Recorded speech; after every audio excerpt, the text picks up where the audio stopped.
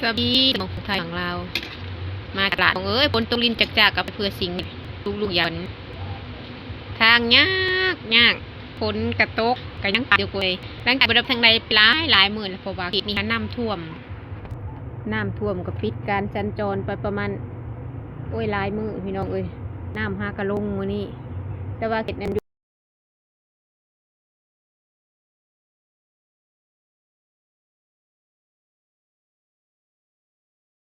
เขตเมืองพีนเนาะเขตเมืองคือว่านักหน่วงแห้งพี่น้องน้ำท่วมตกแท้ตกว่ามือนี้ก็ยังดีได้ที่แบบว่าน้ำมันยังหลุดลงนี่ก็ยังไปมาหาสู่กันได้เมืองบ่ได้เป็นจังผิดเลยพี่น้องเข้าแต่ป่าช่วงนี้ไปซื้อบ่ได้ก็ไปหาอยู่ป่าพี่น้องไปหาเห็ดหาหน่อไม้หั่นปูหาแถวนั้นแหละพอได้อยู่ได้กินอยู่เขตบ้านนอกที่ประมาณนี้แหละ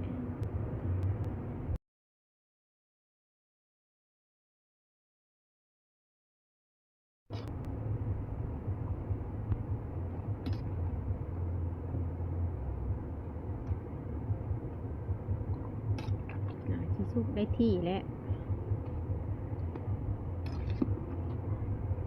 มื้อนี้จะตามคำขอลูกๆพี่น้องอยู่บ้านนอกบ้านนาโดนๆสิได้กินเมนูดีๆคือเขาเนี่ยอยู่บ้านนอกบ้านนากินแต่ปูกินแต่ปลากินแต่หน่อไม้กินแต่กบแต่เขียดนี่พี่น้องก็โดนสิได้มีเมนูแบบนี้เนี่ยอันลูกอยากก็เลยไปซื้อมาให้ชุมพลกิน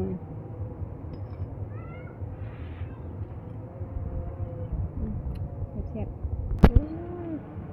ปนลิ้นแบบนี้สุดห้อนๆพี่น้องแซ่บๆนั่นแหละมัน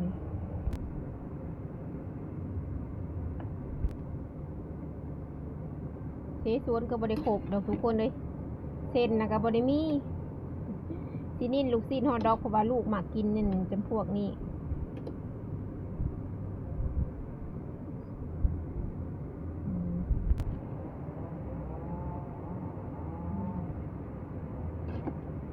มาทุกคนมาสดฮ้อนๆนำกันพี่น้องเมนูฝนตกลิ้น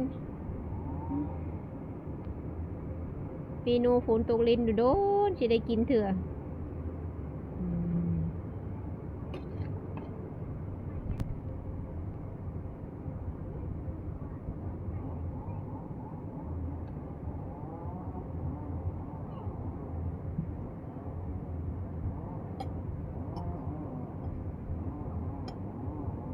พร้อมเสิร์ฟแล้วตอนนี้ห้องพี่น้องมากินนำกันเด้อพี่น้องเด้อขออนุญาตบัดคำพี่น้องไปกินกับพี่น้องยังบ่ได้กินข้าวเที่ยงหิวข้าวป้าควันส่วนๆเอาคน